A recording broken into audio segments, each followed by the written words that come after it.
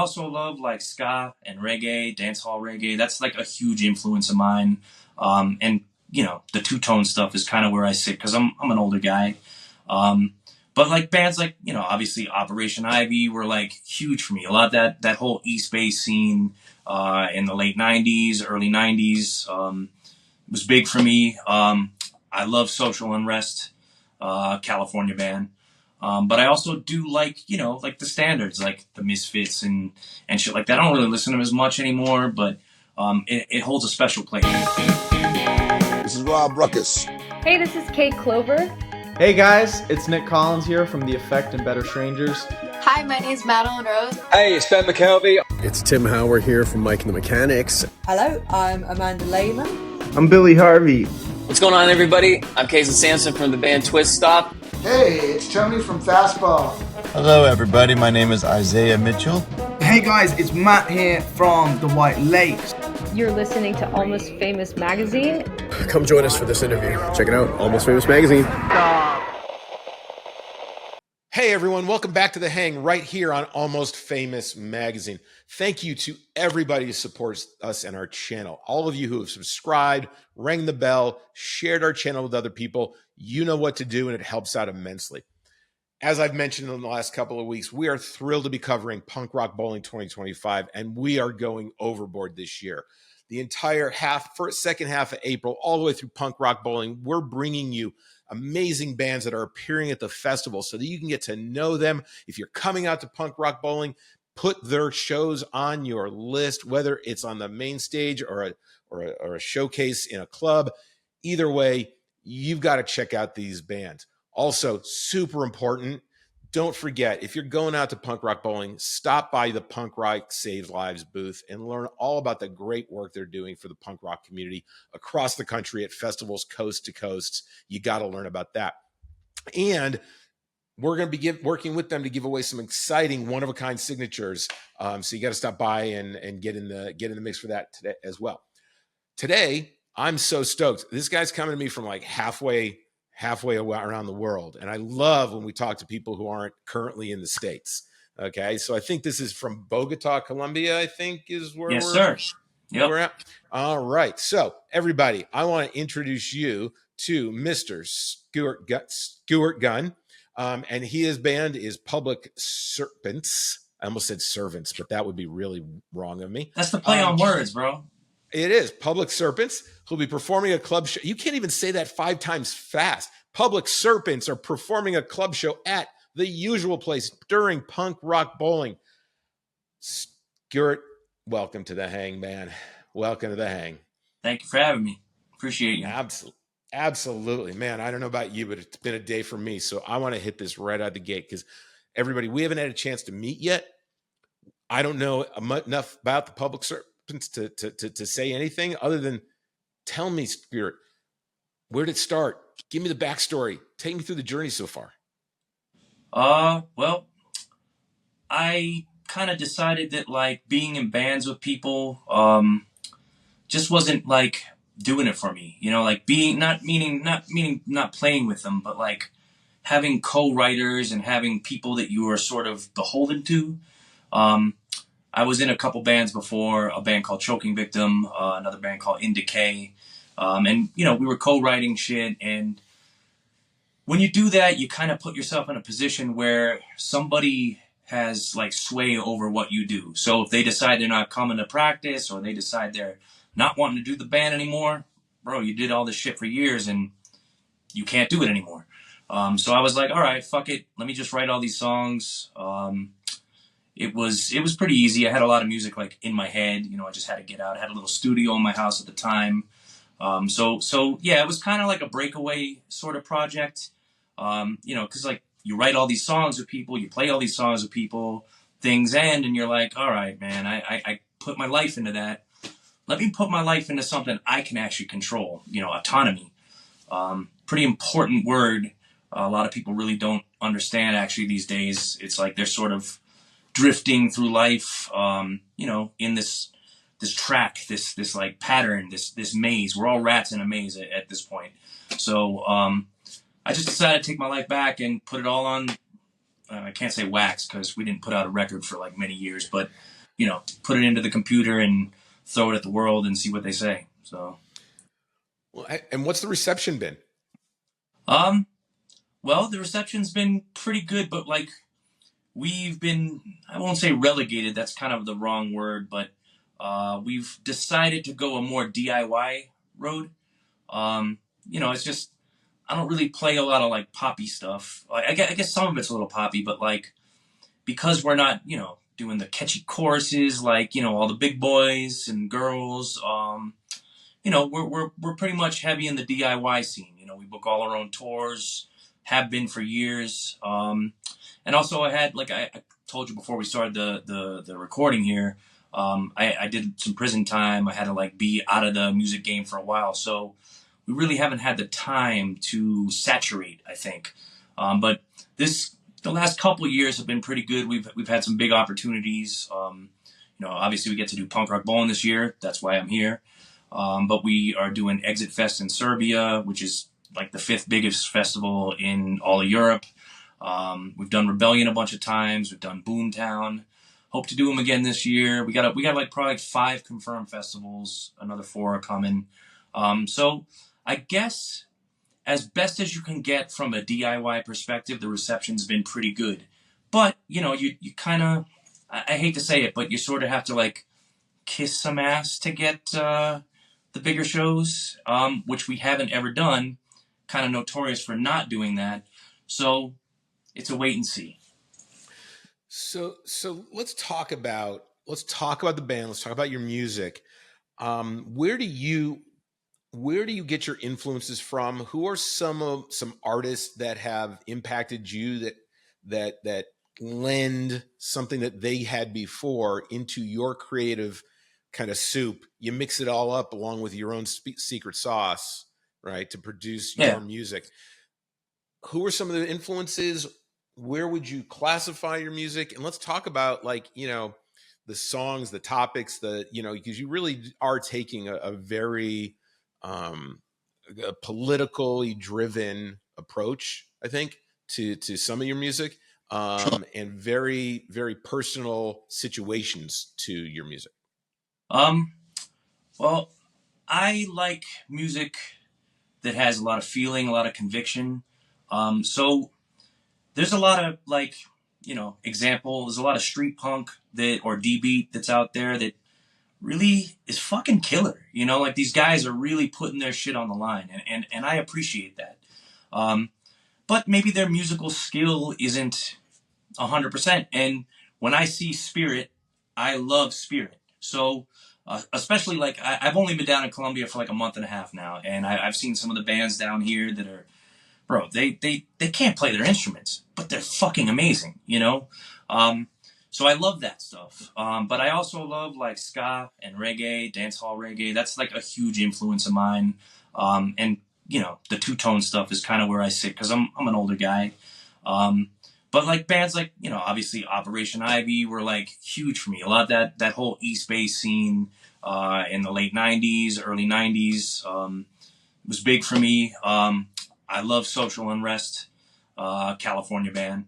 But I also do like, like the standards, like the Misfits and shit like that. I don't really listen to them as much anymore, but it holds a special place. So if I was going to say any influence for me, I would go, Pixies are a really big influence for me because I'm originally from Boston. Like I love that twangy, like, just like, I don't even know how to explain it because it's just like,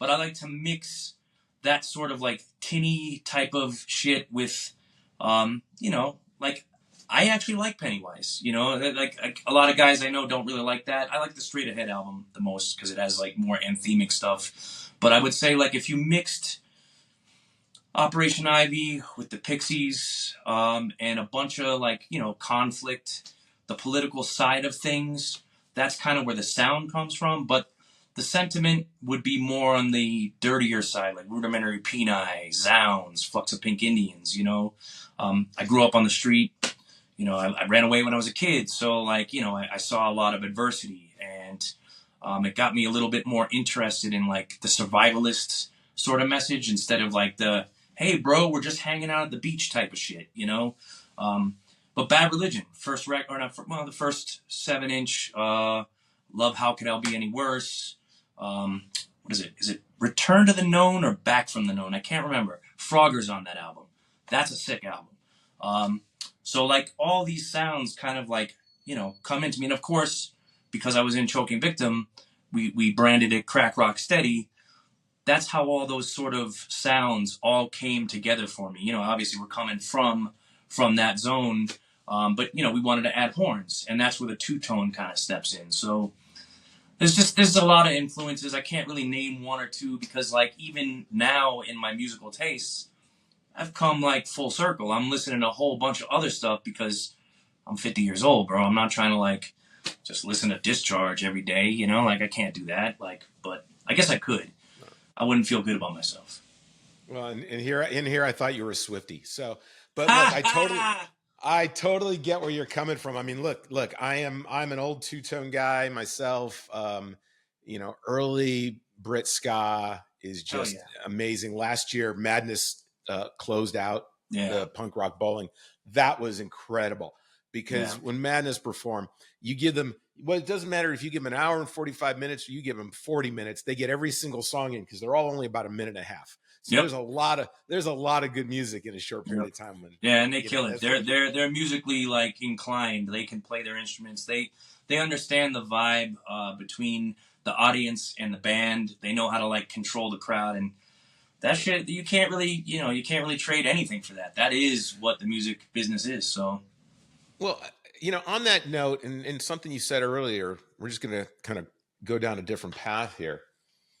You mentioned that you're seeing bands down in Bogota that are like, they're not very technically inclined, but they're incredible, right? Yeah.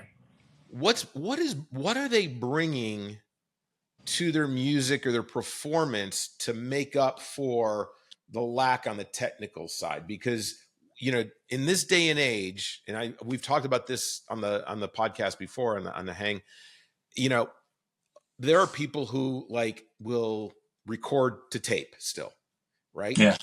And they'll play it live in a studio, they'll record to tape, and then there are people who literally are like mouse clicking a guitar solo for every single note, slowing it down to get that solo in there. Yeah. So Ragged Force. What is some of the stuff you're seeing down there, and what separates these bands? I said the word before, conviction. It's like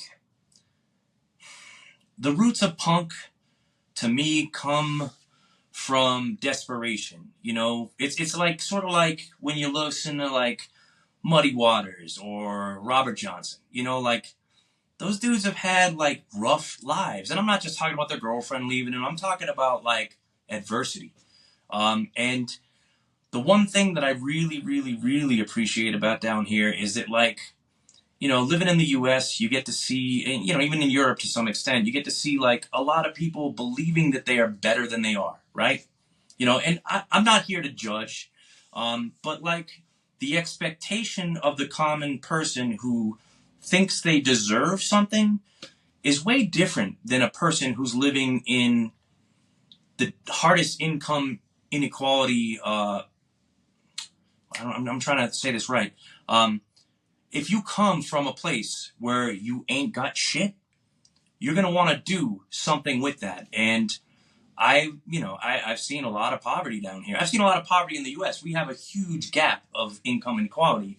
But man, it's just like, there are so many people here that just, they want to be in a band and it doesn't matter. They're not trying to get a record deal. They're not trying to hang out with a promoter and kiss their ass and get these great shows. They just want to play their fucking music.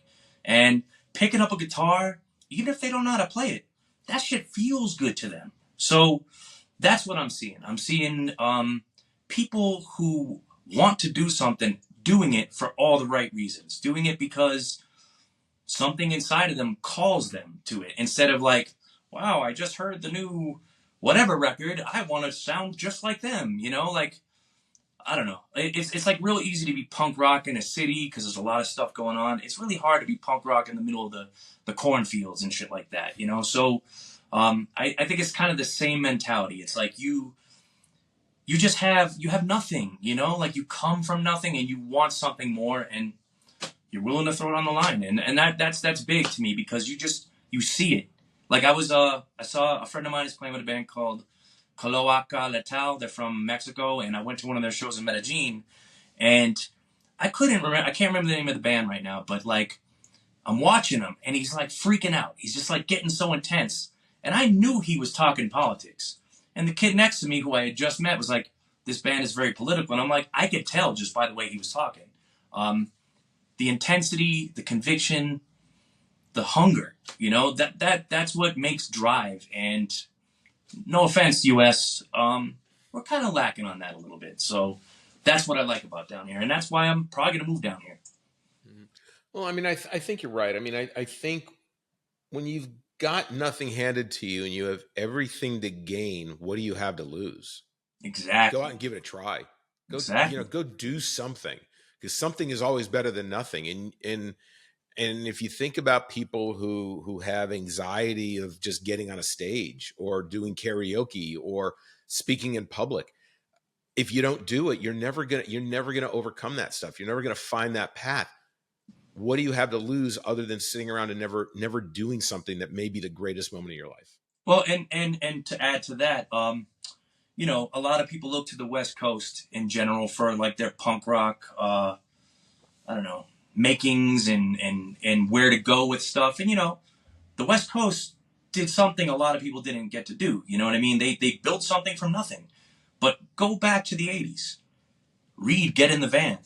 Look at the original Black Flag story. You know what I mean? These are guys who wanted to play so bad, they were willing to sleep in a fucking pile of shit and pile in their van for 3 months.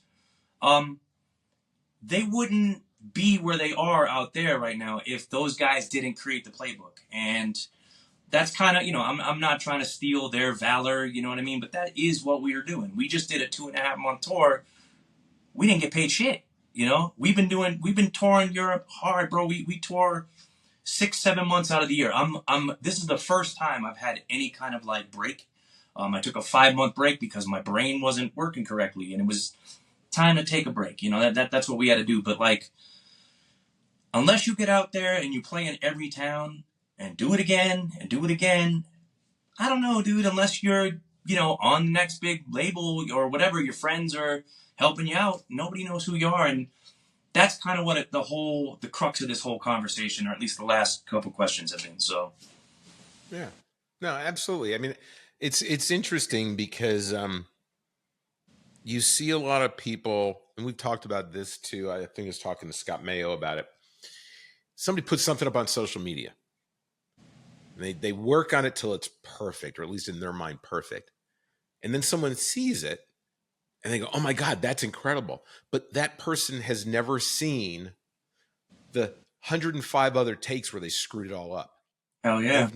They've never seen that. And then they think, you know, how easy it is, right? Because somebody just did it. Yeah. But then they never take that leap themselves. Well, that's our culture, though. That's the United States. And I'm not saying American, because I've learned something pretty hardcore down here. Hey, South America, that's America too. So I'm trying to say the United States more often. That is the culture that we live in. You know what I mean? We've had a prepackaged life our whole lives. You know, we've. Right. This is why people freaked out when TikTok got canceled. It's like, oh my God, we don't have to. Nah, dude. Like, you have to learn to build things from the beginning. I lived in squats. I owned a house at one point. You know, I had to build shit. And I don't know, man. Like, it's just, I don't like saying soft because that's a really weird word to like say, but like people have kind of gone the wrong way. You know, like if you want to talk about patriotism and you want to talk about how making America great again and all this fucking horseshit that's out there right now, remember back to when it was a war going on and everybody had to like recycle and like bring metal in and all. People wouldn't know what to do right now if that happened because they're soft. They've been given everything and they don't understand the hard work. And that goes back to the original conversation of what I like about what's going on down here. Yeah, I mean, sacrifice isn't, not having Starbucks. Yeah. Right. Even though I'm sure even where you are, you can probably find one on a corner somewhere. They got them. Coffee is probably better. Juan Valdez is the big one here. Yeah. Yeah. So your last album was when? A couple of years ago? We put it out, I think, 2023, because we played Spam Fest and did a bunch of shows. So we're working on something new coming up. If that's the next question, I might have been jumping the gun there, but end of the year we're working on it. Going to Brazil to record it, actually. Oh, really? Why have you chosen to record in Brazil? Well, our guitarist is from Brazil, and Brazil, it's 7 reais to $1.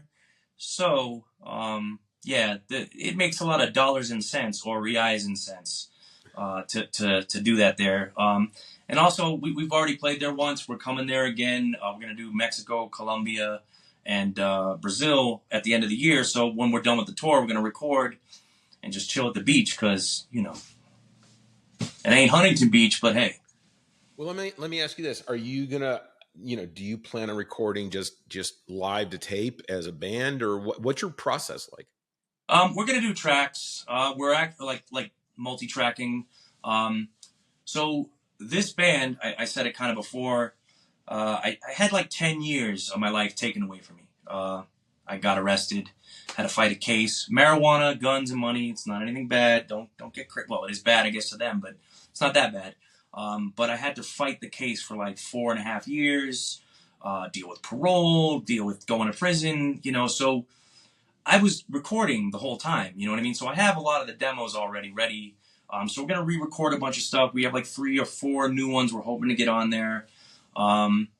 But yeah, the process will be just kind of at this point re-recording those tracks. Because it would be a waste to just kind of leave them out there in the ether. But yeah, the process is usually multi-tracking. The live thing, that's cool, but like, I don't know, maybe we'll do that. I haven't really conceptualized. I've been dealing with a lot of shit lately, so, my brain hasn't been working so swell. But we're trying to make it work better. There you go. Are any of these songs, let's just pivot over to punk rock bowling. Are any of these songs things that you're playing now that are going to be a part of your set list for punk rock bowling? Well, we're re-recording a couple from our first record, so yeah. And I'm hoping to get 1 or 2 in there, but, because of the nature of the band, like our drummer lives in Vienna, Austria, our guitarist lives in Florianopolis, Brazil. I live in Arizona, sort of. I live in a bus, and I can't really sit still, so I just end up ping-ponging everywhere. And then the rest of them are, like, in the Midwest. I got my guitarist in Florida. It's really hard to, like, come together and, like, just do the typical jam stuff. We're not a hometown band, so I guess that's in the air, Like, flip the table. We'll see what happens. So it's definitely people are in for a treat for your punk rock bowling show. You're not going to know what you're going to give them till you get there. No. We're going to do what we do, but like, you might get some blood. Okay. Who knows?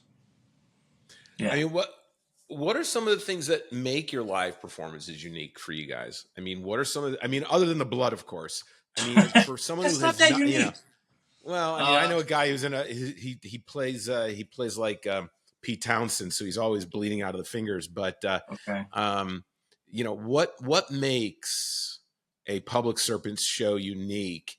And for someone who's watching us today, who's doesn't know the band, but they're trying to pick out what club shows to go to, what are some of the things that go on during a Public Serpent show that would say, okay, I got to go see them?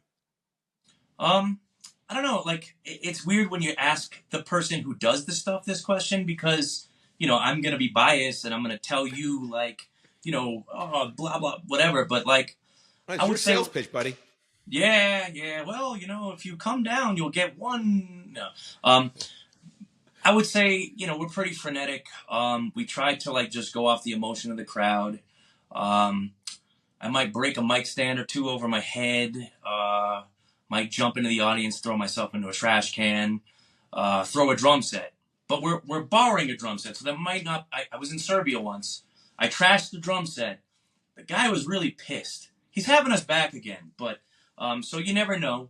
You never know what's going to happen. But we have a lot of, like, I feel like we do have conviction when we're playing. Our horns are, you know, out there. They're really fucking good. We have 2 girls that play with us.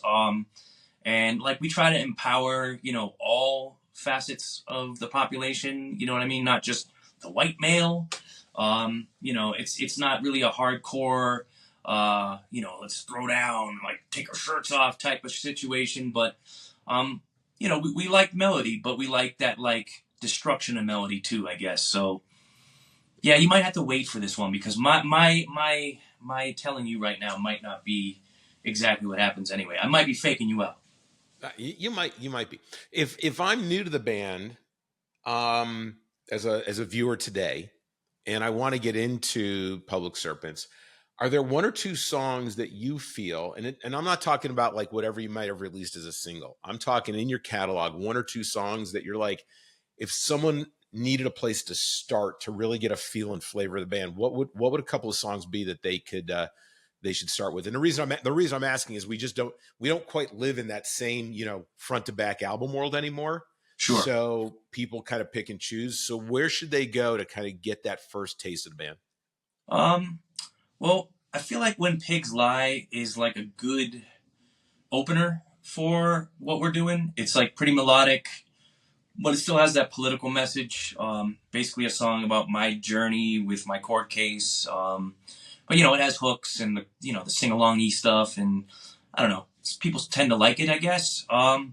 And I really do like Dummy because it's like the opposite, you know what I mean? It's like really kind of like dirgy and like dissonant in a lot of ways. But you know, Serpent's Eye is a pretty good song for getting to know us because it's like a lot of parts and it's kind of more of a journey, you know, like old school songwriting. Not Led Zeppelin, we don't play like that. But like, you know, it's going up and it's going down, it's going up. Peaks and valleys, I think, is what they used to say. So, you know, I think those 3 songs are pretty good. And then there's a few on the new record that, like, you know, you'll just have. Not Forever is a pretty good song. We have a video for that one. So yeah, those are. I give you 4. There's 4. Okay, that's 3. Hey, I got 2 bonuses. All right, Yeah. I got 4. So now, this is not your first time performing at Punk Rock Bowling. What, as an artist? Maybe, yeah. You know, tell me a couple of like Punk Rock Bowling memories. What's made Punk Rock Bowling for you in the past? Any special moments stand out? Sure. Getting to see Hepcat and the Slackers play a club show, I think it was 2017 when Choking Victim played. That was phenomenal, dude. Those guys, like both bands are like, I know a bunch of the guys in the Slackers. I don't know any of the Hepcat guys, but getting to see them before a dude passed away was like kind of something. And Hepcat's actually a pretty big influence for me, even though we don't sound like them. They just, the vocals and like the music just like gels. Another memory for me was getting to stand. It's funny. Me and Henry Rollins were the only 2 guys standing on the stage for the Iggy Pop set. And I just remember, like, I was filming it, and I'm like, wait a minute, that's Henry Rollins right there. So I pulled the camera over. I still got it on my Facebook. So I was thinking, I'm pretty cool. They didn't kick me off the stage, you know? But then, fuck, bro, I wanted to see the Addicts from the stage. And I was on the stage. Man, they kicked us the fuck off because I guess the Addicts do a lot, and they don't feel comfortable, whatever. I could say a whole bunch of other things, but I guess the proper thing to say is they didn't feel comfortable with people on the stage. So I got to watch them from behind the stage. Still a great show, you know. That's I don't know. That's a live epic thing, you know. Yeah, and I mean, how many people can say that they got to watch a band with Henry Rollins? Yeah, I mean, come on. Yeah, that's I true. Mean, we didn't really talk or nothing, but I was like, that's Henry Rollins. So now you're coming to Punk Rock Bowling this year. Have you looked at the lineup? Is there anything you're looking forward to? Any bands that you may want to catch while you're there? Oh yeah, we're gonna try to dip over to that Dillinger 4 show, in the club shows. I want to see Bridge City Sinners. It was kind of funny story. We were playing in Berlin at the squat, Kopi squat, and like Europe shows are a little different. Like they'll have 2 bands, but sometimes they'll have 1 band. And we were the 1 band at Kopi, and we filled the room. It was cool. But the Bridge City Sinners showed up out of nowhere. And Libby's like, she's starting the pit. Like, what? Like, that was crazy. So, like, I want to go and support them. I don't know if she'll see me out there because I think they're playing the the main stage. But yeah, I want to go see that. Obviously, Coxbar supposedly is playing their last set. That was actually one of the highlights from 2017, like getting to see them and talk to them too, because they were so cool and chill. And it was like, that's one of my like childhood bands. I loved Oi and shit like that. So I do want to get to see them before they, finish their journey. So yeah, that's pretty much it, I guess.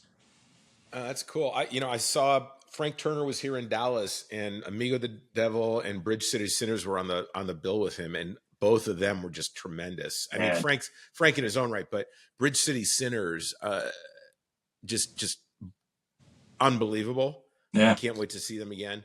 And nice people too. So that's hard to find, because like there's this thing that happens. You get told your music's great over and over again, and some people let that shit get to their head and like start treating people like shit. And I don't know. I always kind of like just steer clear of that stuff, because like, who needs that? Like, you're a great guitarist, bro, but you're a shitty person, And when I meet bands that are amazing and still like chill, man, that's like you just doubled your stock with me. It's crazy. It's a crazy thing. So yeah. Yeah, no, I totally agree. And they seem like so humble, Bridge City Sinners. I mean, just such a great, humble band. And doing something no one's really doing right now. I know there's a lot of, like, Amigo the Devil's in the same zone. I think it's Tejon Street Corner or something like that. Those guys are pretty good. There's another band, I can't remember. Like, I'm not a folk punk guy, but Days and Days, they're not really playing as Days and Days so much now, but they're also really humble people. And like, it's cool to see people doing something different, but still keeping their heart in the right place. Like that's a million. I think if we're going to wrap that up, the idea, we got to go back to your idea of conviction. Sure. I think that is actually a lot of it. I think, you can come into something, with the worst of intentions and fuck it up, man. Like, really fuck it up, because like, once you get on stage, it's just like, I don't know, like, you're not really here. You're somewhere else. You're like in a video you saw like 10 years ago and you're emulating that. Or you get on stage and your eyeballs bug out and you're doing the thing, and you can, I don't know, real people who understand music, they can tell. They know what's going on. So, hey, do what you got to do. But like, there's the real ones out there, and I really appreciate those people. Yeah, no, absolutely. We talked a little bit before we started, and I want to hit on this because I can't say enough good things about Punk Rock Saves Lives. And sure. We were talking before we started just a little bit about it, and you said you've got some experience with Rob Rushing and Punk Rock Saves Lives. What have they done with you? And tell everybody about your experience with them. Well, I guess I don't want to misrepresent it, but they've tabled at a lot of the shows that my band has played in Ohio and in Chicago. They've come out hard. A lot of people I know are pretty good friends with that guy. I don't know him personally, so whatever. But we are actually bringing them in to table with us for our club show, because we really approve of their work. Like, a lot of musicians tend to put their whole lives on the line for like their craft, and a lot of fans see what they do on the stage, but they really don't have any idea what they're going through, like behind the scenes or whatever. And there's a lot of depressed people. Like, you kind of have to be sort of a little fucked up to want to be doing this all the time. And I don't know, I believe heavily in having that support, and that's great that they're able to give that to the people that want it. But there's other causes, like, spousal abuse, sexual abuse, homelessness, material aid for people who are trying to find abortions. They're there for that community. And I really think that it's important to highlight what they're doing, and I'm really glad that they're still doing it, because as far as I know, it's nonprofit. They're doing it from their hearts, and yeah, we're just psyched to have them come out and be part of our merch table. So yeah, please support them if you can. Yeah, absolutely. And everybody, I mentioned it up front, and I've been telling everybody in these episodes, we are working with them to do something pretty awesome and unique with autographs from many of the artists who are performing at Punk Rock Bowling.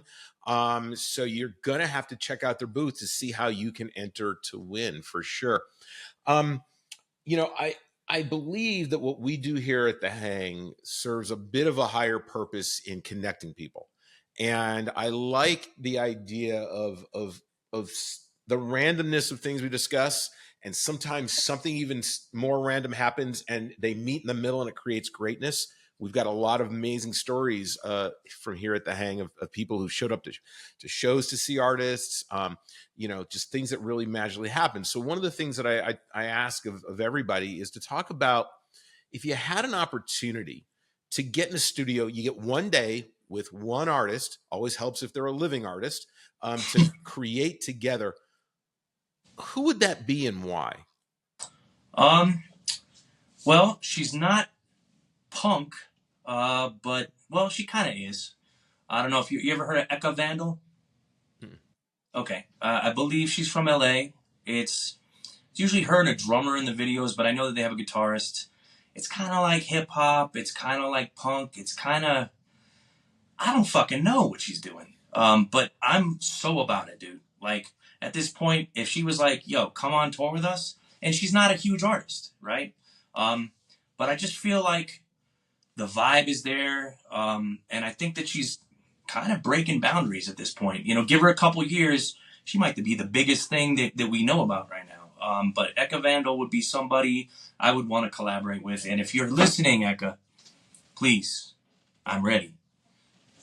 And now it's out there in the universe, which is what we love to do here, because you never know. Anyone's watching, connected to her, make sure she sees this video. Hell yeah.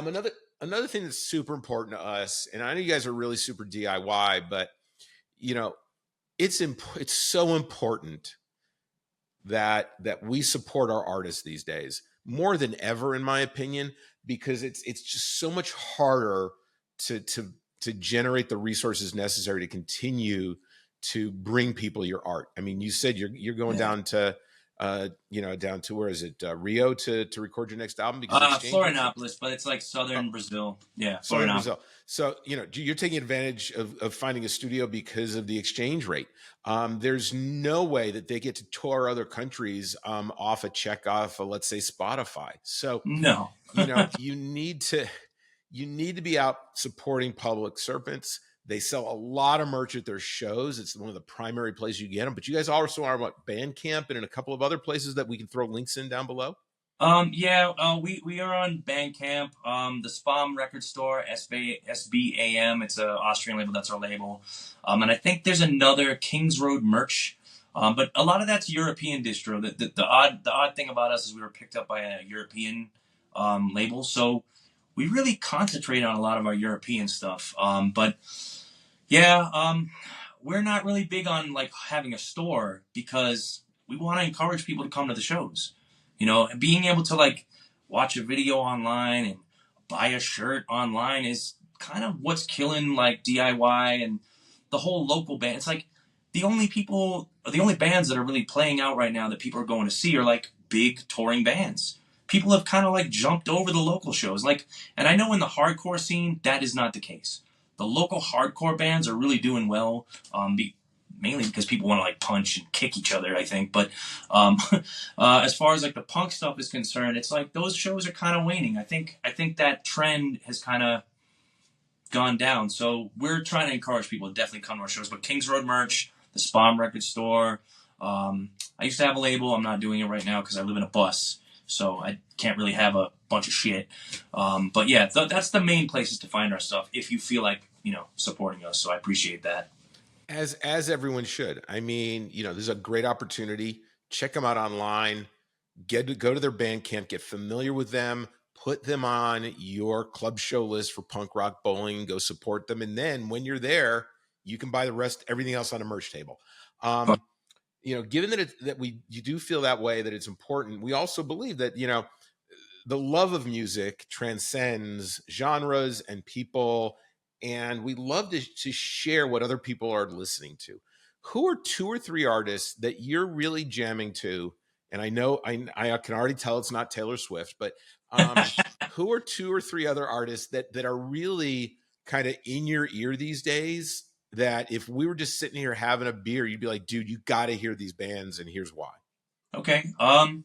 Well, like I said, we're kind of laced into a lot of like the European scene. I'll give you a few more even. I'll just say their names real quick. Our homies in the Shifty Griffs, great guys. They're from Prague, Czech Republic, ska punk, doing their thing. We did a bunch of shows with Los Fastidios from Italy last year. Fucking amazing, bro. Like, amazing. Our homies from Chile, Skaldik, another ska punk band, Antifa band. We kind of like the Antifa bands because, I don't know if you can't tell. And then, like, other bigger ones like Ruskaya. Ruskaya is amazing. I think I pronounced that right. And then Talco. So I gave you 5. Talco is fucking sick, bro. And you know what? I mean, I usually would wrap it up here, but I got a couple. I just thought of another question. I've not seen them over in Europe. I'm so stoked that they're playing punk rock bowling. But if you ever Baboon Show? You've been in Europe, Baboon Show. Yeah, have you seen them? I think we played with them, but like we were playing a festival, so I didn't get to check them out. But I'm pretty, like I said, laced into a lot of the bands over there, bro. This is the weirdest thing is like the U.S. scene is so about like the big ones like Rancid, Interrupters, Pennywise, Bad Religion. This is what we know. But there's so many other bands in Europe that just, like I said, Talco, Moscow Death Brigade, Los Fastidios, Baboon Show, Wonk Unit. There's a lot of bands that nobody ever heard of. And I feel privileged to be able to like go back and forth and like see all this stuff because now I just know like twice as much as everybody. Not in a literal sense, but in a figurative sense. It's a whole other scene. And I'm just learning about the South American scene. Like the bands down here that I didn't fucking know about even existed. I'm like, what? So yeah, man, we got to start getting more global in our country. Not to say that this podcast won't go to somewhere else, but I think people of the U.S. are very close-minded. Our politics are very U.S. based, and we've been taught that we're the most important thing in the world, which that's not the case. We are not. We're the laughing stock of the world, honestly, right now with our new presidential. I'm not going to say it. We'll leave that one there. Yeah, I'm sure it'll be on stage at Punk Rock Bowling. So, oh yeah, and Cecilia's great. I can't. We as part of our Punk Rock Bowling coverage, we've had her on, and she is incredible. I can't wait to see them. And dude, I mean, you're connected with all these European bands, these South American bands. You're gonna have to send them our way. We'd love to have them on the hang. If you need names, I got names. Last thing, if I'm walking down the street, okay, and I run up to you because I'm a fan, is it Mr. Skwert, Mr. Gunn, or Mr. Skwert Gunn? You can just call me Squirt, bro. But like, please don't run up to me on the street, cause like, I might get a little weird and be like, oh, I gotta run away. Sorry, bro. I'm pretty bad with crowds and that kind of thing. So yeah, if you see me wave from afar, don't run up. It is Vegas after all. You never know what kind of batshit crazy stuff. That shit. I went to Vegas the other day. I had 7 people run up. I have a group on Facebook. It's a pretty big group. It's called Punks Arguing Over Nothing, and literally there's some weirdos. Which I'm a weirdo, so I think that's why we all get along. But like, bro, come on, man. Like, you can't run up on me like that and be like, like, don't do that. Just say hi. Be a normal person. So yeah, I'm known for that thing.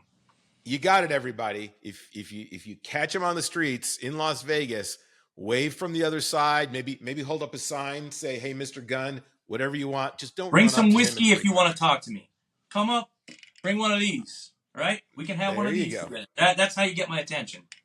That's the door opener for sure. Well, hey, Squirt, it's been great having you here on the hang. Can't wait to see you in Las Vegas. I'll do everything I can to check out your show as well. There are so many great acts. Yeah. Everybody, if you've not made your flight plans, if you don't have your tickets, plan. Get to Punk Rock Bowling Weekend. You're probably not going to find a better crowd, audience feel any festival in the country. It's really one big family. It turns out to be this huge reunion of people every single year, and we're excited to be covering it again. So, Skwert, thanks so much for joining me, and I look forward to seeing you in Vegas. Thank you, man. I appreciate you, Scott. You have a good night. You too, everybody. Thanks for hanging with us.